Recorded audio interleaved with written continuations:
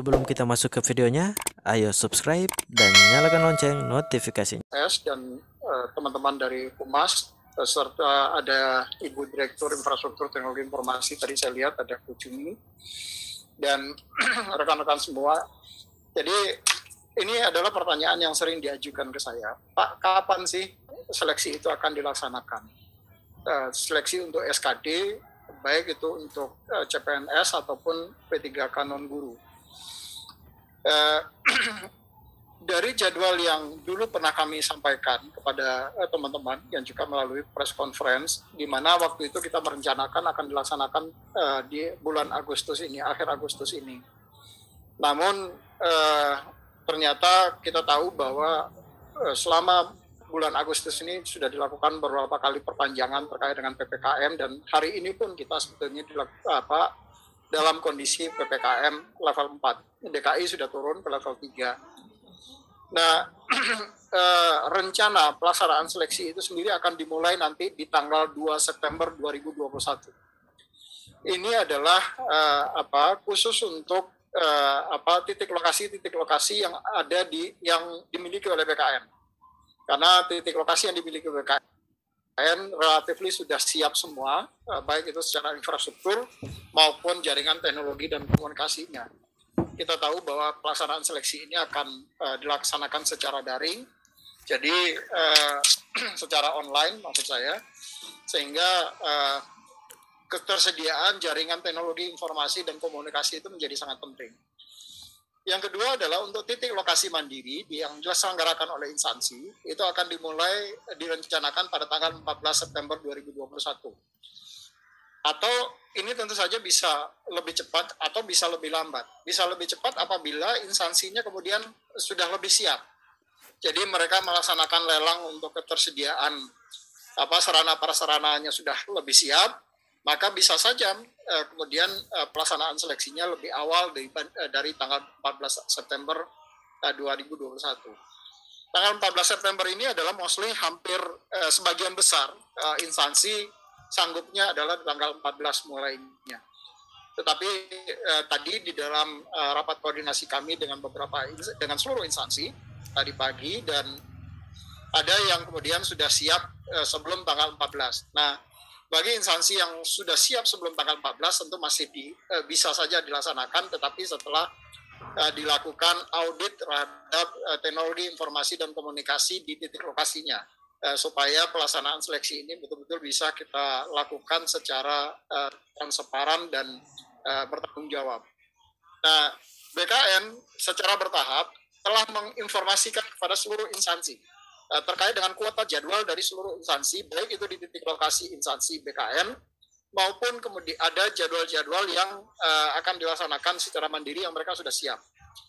Nah, selanjutnya nanti penjadwalan bagi instansi yang titik lokasi mandiri yang belum siap itu akan disusulkan kemudian. Nanti detailnya berapa banyak yang sudah saya tanda tangani jadwal dari semua instansi. Kalau instansi pusat sudah lebih dari 40 instansi pusat yang sudah disampaikan, nanti detailnya Pak Kapus PPSS akan bisa menyampaikan. Dan untuk instansi daerah juga sudah lebih dari 400 instansi daerah yang jadwalnya sudah kami sampaikan ke seluruh instansi. Nah, yang kedua adalah ini pola koordinasi nanti. Jadi saya tahun ini akan mencoba pola koordinasi secara berjenjang, baik itu untuk instansi pusat ataupun di instansi daerah, karena target grupnya ada di dua instansi ini, baik itu instansi pusat ataupun di instansi daerah. Di dalam pelaksanaan seleksi nanti tentu saja karena waktunya akan sangat mepet, karena kalau kita mulai di tanggal 2 September ini, maka ada potensi pelaksanaan seleksi itu sendiri akan berakhir di bulan Desember. Tetapi kita akan berusaha semaksimal mungkin pelaksanaan seleksi sampai dengan pengumuman hasil seleksi CPNS ini bisa dilakukan di akhir Desember, sehingga nanti di awal Januari itu sudah langsung penetapan NIP bagi peserta yang sudah lulus seleksi. Nah, kemungkinan besar nanti ada wilayah-wilayah yang bisa dilaksanakan 3 sesi per hari, tetapi ada juga yang bisa dilaksanakan 4 sesi per hari. Nah, wilayahnya ini akan sangat tergantung tidak saja dengan kekuatan sarana dan prasarananya, karena sarana dan prasarana ini akan menentukan pada akhirnya diagram flow dari orang keluar masuk perubahan antar sesi, tetapi juga akan sangat tergantung pada ketersediaan atau tingkat keterparahan penyebaran COVID di wilayahnya. Jadi kalau wilayahnya masuk zona merah, misalnya, walaupun jumlah PC-nya di bawah 100 misalnya, maka tentu saja ini perlu pengkajian utuh dari kami, apakah ini manageable nggak kalau kita lakukan 4 sesi. Jadi ini akan sangat dependable sebetulnya, sangat tergantung pada situasi dan kondisi di lapangan. Tapi dalam perencanaannya sendiri, kami ada yang merencanakan yang bisa diselenggarakan 3 sesi, dan ada yang bisa diselenggarakan 4 sesi per hari. Dan bagi instansi-instansi yang kemudian karena kita meminimalisir pergerakan orang antar lokasi, antar provinsi, maka bagi instansi yang kemudian tidak bisa menghadirkan petugasnya di titik lokasi, maka mereka dibutuhkan untuk memberikan surat kuasa penyelenggaraan seleksi ini kepada Badan Kepegawaian Negara yang sudah dicantumkan di dalam Peraturan BKN nomor 2 tahun 2021. Nah, ada beberapa hal yang mereka harus wajib untuk mengisi. Pertama adalah mereka harus mendeklar bahwa dirinya berada dalam kondisi sehat. Terutama selama paling lama itu adalah dalam kondisi 14 hari terakhir. Jadi mereka harus mengisi form deklarasi. Form deklarasinya diisi melalui sistem di SSCASN BKN.go.id. Di situ sudah kami siapkan sistemnya. Mereka tinggal mengisi dan tinggal mengklik. Nanti tinggal bisa dicetak dan ditampilkan atau disampaikan kepada petugas registrasi pada saat yang bersangkutan akan mengikuti seleksi. Kemudian ini kalau skenario awal, beberapa titik lokasi nanti yang akan diselenggarakan 3 sesi. 3 sesi itu akan dimulai dari jam 6.30 sampai dengan jam 8. Kemudian ada pelaksanaan seleksinya sendiri akan mulai jam 8. Jadi 6.30 sampai jam 8 itu lebih ke arah administrasinya. Kemudian pelaksanaannya sendiri selama 100 menit, lebih kurang 100 menit untuk pelaksanaan seleksi SKD-nya. Kemudian kita break karena akan ada penyemprotan disinfektan di seluruh sarana dan prasarana ruangan yang dipakai, termasuk peralatan yang digunakan. Itu akan ada penyemprotan disinfektan, dan kemudian baru mulai lagi registrasi atau administrasi untuk sesi kedua. Dan seleksinya sendiri akan dimulai jam 11 sampai dengan jam 12.40, lebih kurang sekitar 100 menit untuk sesi kedua. Begitu seterusnya, nanti ada penyemprotan kembali, selesai sesi 2, penyemprotan kembali, kemudian dinetralisir kembali seluruh sarana dan prasarananya. Ini adalah titik lokasi yang diperkirakan akan bisa dilaksanakan 3 sesi, tapi kembali akan sangat tergantung pada kondisi di lapangan nanti. Ini adalah beberapa lokasi yang bisa kita laksanakan 4 sesi per hari, hanya saja kembali sesi-sesinya akan sangat tergantung pada situasional di lapangan nanti. Nah, khusus untuk SKD CPNS di hari Jumat itu hanya dilaksanakan 2 sesi. Jadi ada sesi pagi dan sesi siang karena banyak waktu terpotong dengan sholat Jumat. Kemudian untuk kompetensi P3K non guru, ini adalah pelaksanaan seleksinya 3 sesi per hari, dan di hari Jumat juga hanya dilaksanakan 2 sesi. Mekanisme prosedur pelaksanaan seleksi sendiri mulai dari yang bersangkutan datang sampai dengan yang bersangkutan selesai melaksanakan ujian itu sudah dituangkan di dalam Surat Edaran Kepala BKN nomor 7 tahun 2021 tentang prosedur penyelenggaraan seleksi dengan metode BKN dan protokol kesehatan pencegahan dan pengendalian COVID-19. Jadi sama dengan tahun kemarin, di mana seluruh pengantar hanya boleh mendrop dan meninggalkan lokasi segera. Dan seluruh peserta antri untuk melakukan scanning suhu tubuh, kemudian melakukan pemeriksaan dokumen dan pemberian PIN registrasi.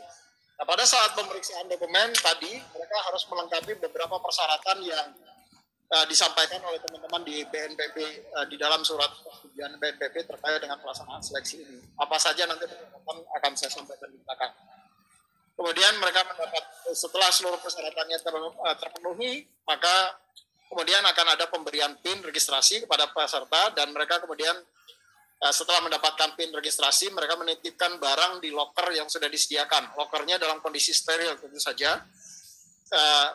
Dan dilakukan pemeriksaan suhu badan dengan menggunakan metal detektor dan peserta menunggu di ruang steril. Kemudian setelah beberapa saat di ruang steril mereka baru masuk ke ruang ujian untuk mengerjakan ujian. Nah, masuk ke ruang ujian juga harus dengan antri yang benar, dengan tetap menjaga jarak supaya tidak terjadi penyebaran COVID-19 sepanjang dari ruang steril menuju ke ruang ujian. Nah, selesai ujian, pintu kedatangan dan pintu keluar ruang ujian itu akan dibedakan sehingga potensi untuk terjadi selisih di tengah jalan itu diminimalisir betul sehingga orang tidak akan ketemu antara peserta yang akan baru ujian dengan peserta yang sudah menyelesaikan ujian. Nah, hasil seleksi karena peserta tidak pengantar tidak diizinkan untuk tinggal di titik lokasi, maka mereka bisa mengikuti hasil seleksi dari seluruh keluarga yang mengikuti ujian melalui live streaming di channel YouTube-nya BKN. Nah, peserta sendiri juga nanti akan bisa mendownload hasil seleksinya dengan untuk mendapatkan sertifikasi nilai kelulusan dari para peserta. Jadi berapa nilai yang diperoleh dari seleksi SKD ini mereka bisa mendownload dari sistem yang sudah disiapkan. Jadi tidak perlu mencatat sebetulnya karena sudah ada nilai. Nah, ada pertanyaan dari teman-teman wartawan ke saya terkait dengan bagaimana nanti kalau peserta yang terkena COVID atau positif COVID. Mereka wajib untuk melaporkan kepada instansinya sehingga nanti peserta tersebut bisa dijadwalkan ulang untuk mengikuti seleksi. Nah, kebenaran informasi yang disampaikan oleh peserta kepada kita, kepada panitia, baik itu panitia instansi maupun Panselnas, itu akan sangat menentukan apakah kita betul-betul bisa melaksanakan seleksi ini dengan menerapkan protokol kesehatan dengan ketat atau tidak. Prinsipnya adalah tidak ada peserta semaksimal mungkin. Kami tidak akan merugikan peserta. Jadi mereka nanti kalau memang mereka adalah positif COVID, maka yang bersangkutan akan kita jadwalkan ulang. Atau bagi peserta yang misalnya dia sudah melakukan rapid test antigen ataupun sudah melakukan swab tes PCR misalnya dan hasilnya negatif, tapi pada hari H-nya ternyata yang bersangkutan hasilnya positif. Nah, bagi yang bersangkutan yang sudah terlanjur datang dan begitu dilakukan scanning suhu tubuh dan segala macam, ternyata yang bersangkutan positif COVID, maka yang bersangkutan nanti akan ditempatkan ujiannya di tempat yang sudah disediakan. Ruangannya ruangan terbuka, tidak ada AC-nya tentu saja karena sirkulasi udaranya harus terbuka luas. Dan bagi peserta yang bersangkutan, di setiap titik lokasi kami sudah menghimbau kepada seluruh panitia seleksi instansi. Di setiap titik lokasi harus disediakan ambulans. Nanti kalau yang bersangkutan datang dengan menggunakan kendaraan umum, maka yang bersangkutan kemudian harus dipulangkan dengan menggunakan kendaraan ambulans. Jadi mereka tidak diizinkan untuk menggunakan kendaraan umum kembali karena sudah terdeteksi atau sudah positif COVID-19. Jadi supaya tidak terjadi penularan selama yang bersangkutan di dalam perjalanan. Nah, bagi peserta yang harus dijadwalkan ulang karena dia positif COVID, maka instansi wajib untuk membuat surat permohonan kepada Kepala BKN. CQ adalah Deputi Bidang Sistem Informasi Kepegawaian untuk dilakukan penjadwalan ulang bagi peserta yang bersangkutan. Nah, ini adalah beberapa hal di dalam rekomendasi Ketua Satgas COVID-19 dengan nomor surat B115 Kepala Satgas PD.01.02/8/2021. Yang pertama, Ketua Satgas mewajibkan semua peserta harus melakukan swab test, rapid test PCR dalam kurun waktu yang masa berlakunya adalah 2 kali 24 jam. Atau rapid test antigen yang kurun waktu berlakunya adalah 1 kali 24 jam dengan hasil negatif atau non-reaktif. Yang pelaksanaannya wajib sebelum mengikuti seleksi calon aparatur sipil negara 2021. Jadi kalau misalnya dia mengikuti seleksinya besok misalnya, maka paling tidak hari ini mereka sudah mengantongi hasil rapid test antigen. Jadi disesuaikan kira-kira 1 kali 24 jam waktunya. Kemudian seluruh peserta diwajibkan untuk menggunakan masker 3 lapis atau 3 play. Dan ditambah dengan masker kain. Jadi ada double masker. Karena kita tahu dan sadar sepenuhnya bahwa varian Delta ini tingkat penyebarannya luar biasa cepat, dan menurut press conference teman-teman WHO yang kami baca, kalau COVID yang varian pertama, varian Alpha, tingkat penyebarannya masih membutuhkan waktu sekitar 15 menit. Kalau misalnya saya berkomunikasi dengan orang yang terkonfirmasi positif COVID, dan saya membuka masker selama berkomunikasi dengan yang bersangkutan, maka tingkat penularannya itu lebih sekitar 15 menit. Tetapi yang varian Delta ini itu dalam 6 detik saja sudah bisa tertular. Itu report yang disampaikan oleh WHO beberapa waktu yang lalu. Nah, kami tentu sebagai yang bertanggung jawab di dalam penyelenggaraan ini tentu perlu berhati-hati betul, jangan sampai seleksi calon aparatur sipil negara ini kemudian menjadi klaster baru di dalam penyebaran COVID-19 itu sendiri. Jadi ini yang kami juga minta kerjasama dari seluruh peserta, bahwa mereka juga harus melaksanakannya dengan tertib, dan tentu kalau yang bersangkutan kemudian tidak menggunakan masker yang double, nanti kami tadi sudah meminta panitia juga untuk menyediakan masker di titik-titik lokasi, sehingga kalau masih menggunakan 1 lapis ya nanti mungkin bisa ditambahkan 1 lapis lagi agar yang bersangkutan betul-betul bisa memastikan bahwa yang bersangkutan tidak menularkan kepada yang lain kalau misalnya dia terkonfirmasi positif COVID. Kemudian menjaga jarak itu tetap physical distancing minimal 1 meter, dan cuci tangan dengan sabun, ini adalah yang sudah normal kita lakukan. Dan ruang kegiatan juga maksimal diisi hanya 30% dari kapasitas normal ruangan.